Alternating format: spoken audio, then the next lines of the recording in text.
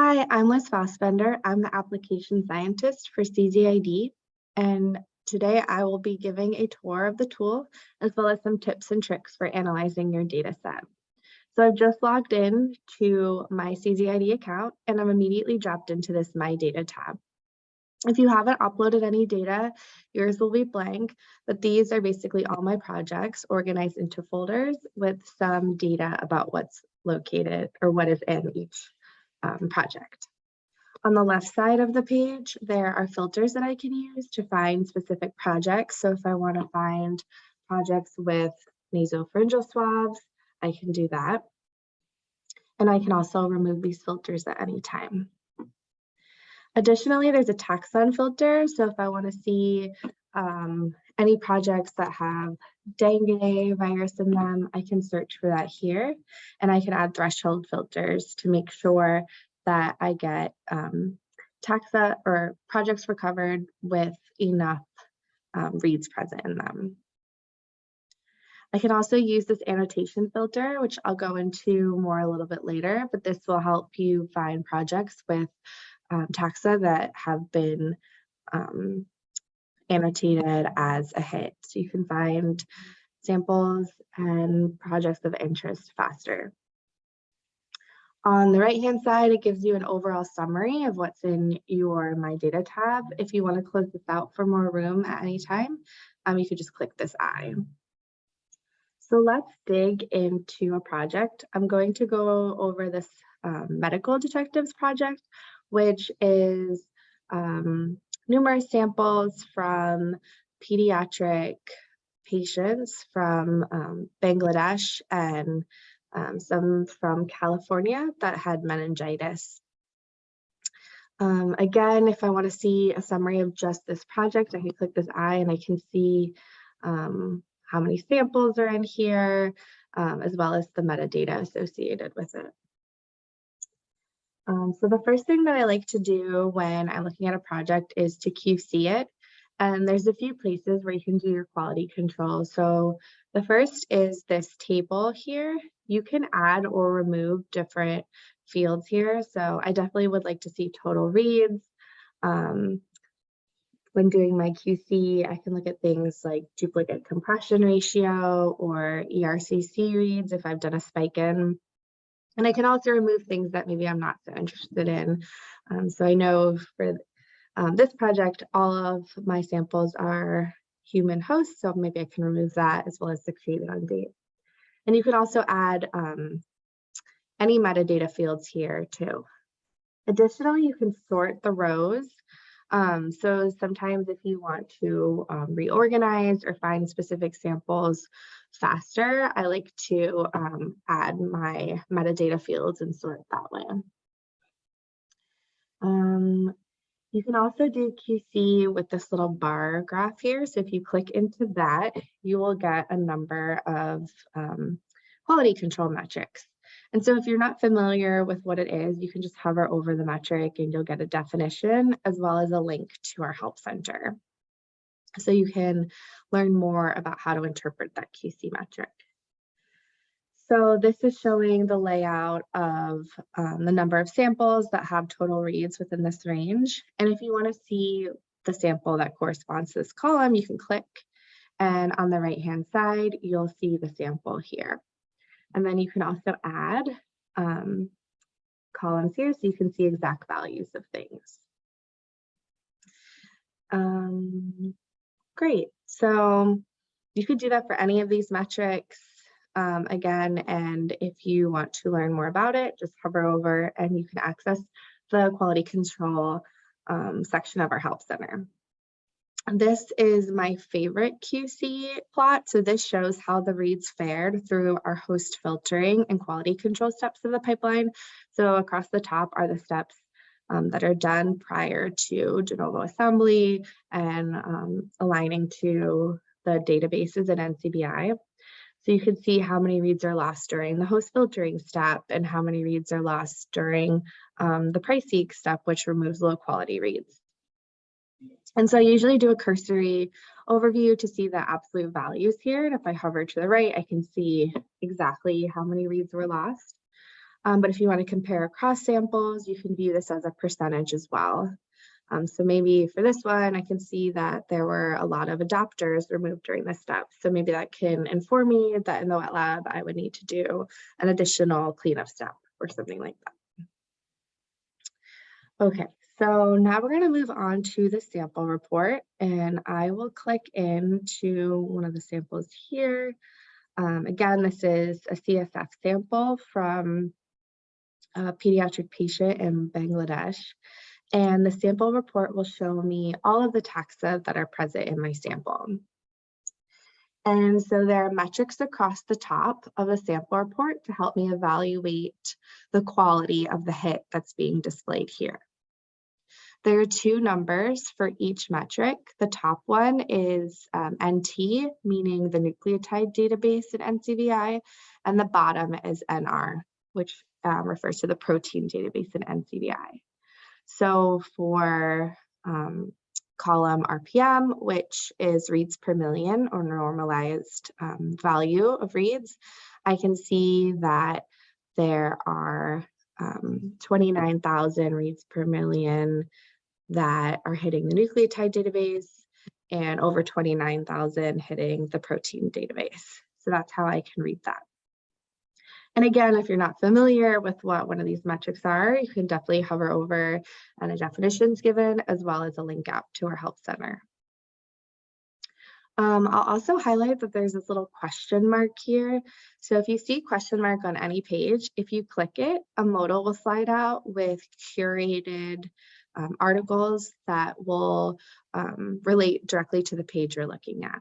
So this will show you how to interpret your results here, maybe what filters to use, a little bit about background models, and coverage visualization, which I will touch on in this tour. Okay, so across the top, we have different filters that you can use to view your data. So our pipeline is very sensitive. It's definitely more sensitive than it is specific. It can pick up everything that's in your sample, from eukaryotes to viruses to phage. So there are categories that you can apply here to view things that maybe you're interested, or just look at one thing at a time. So for this, maybe we'll just look at viruses, and I'll deselect phage. And your score and z-score are based on your background model. So if you don't apply a background model, there will be no metrics calculated for these columns. We recommend adding a background model if you've run blank water samples through your library prep, or even from extraction through sequencing. And this will help identify any contamination from the lab or from the reagents, which will make your analysis easier. And when you apply the background model, you'll get calculations for the score and z-score, and you can add a z-score filter to help remove any contaminants from your report. So I'm also going to add some threshold filters to help remove any spurious hits that are maybe appear here due to misalignments, or maybe you're just at a very low level that I'm not really interested in because I'm trying to find a pathogen that's causing meningitis. So I'm going to apply a filter of 10 or more reads per million that align to the nucleotide database. I'm going to make sure that I have at least one read per million aligning to the protein database. And I'm going to add a filter for an average length of 50 base pair. And again, there are these filters that are in documentation, and these are just a good starting place. So I'll click apply, and I'm left with one virus here. And if I unroll it from the genus level, I can see that it's a hit to chikungunya virus.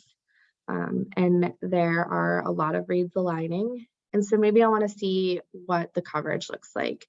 So if I click this little tab here, I can see how the reads and contigs align to the accession number. And I can view that for the top 10 accessions that had homology here, and see which ones gives me the best coverage. Additionally, I can run a blast from here. So I can do blast N, blast X, and I can download the contigs as well. I'll quickly go over the other action icons here. So you can also run a blast right from this report. I can run a phylogenetic analysis. I can create a consensus genome. So I have created 6 already for this chikungunya virus hit. And I can download both the contigs and the reads from here. And then something I recommend doing is when you find that a taxon is a hit, you can click it and it will be highlighted so that later on when you're doing your analysis, you can quickly and easily find your taxa of interest. So you can do that using your annotation filter. So if you remove other things, you could find what taxa you've deemed a hit. And then you can also use that filter from the other page so you can quickly find samples that had interesting hits. So I'm going to go back to the project page and we're going to create a heat map. So you can select all of the samples in your project or a subset. We do have a shift click. So if I click something, hold my shift button and click, I'll get a subset. Just a nice tip to have if you don't want to select all of your samples. And then I'll create a heat map here. So I'm going to create this taxon heat map. And the heat map has all of the same functionality as the sample report. So I can add different filters. I can look at one category at a time. And I can view different metrics associated with each sample. So a couple of things that I like to do when creating my heat map is I like to pin my samples, my water samples, to one side. So the heat map has basic hierarchical clustering at the get-go. So I can keep that clustering for my actual samples, but for the water controls, I'll pin those. And then I can also add metadata. So if you have a nice experimental design like cases versus controls, or you want to compare different locations, you can actually add metadata and then you can sort by it by clicking and you can see nice sorting, so you can look for patterns here. Maybe I just want to see bacteria, and then I can again view my different threshold filters or add my different threshold filters to filter out spurious hits. You can download the heat map, so you can download all of the metrics or the current view or images of the heat map, and you can definitely take your analysis off of CZID. And again, if you have a background model to add, you can add your own to the heat map. If you click this arrow, you'll get a nice review of the heat map, which will help you see different patterns across all your samples. I'm going to go back here and just touch on a few different things.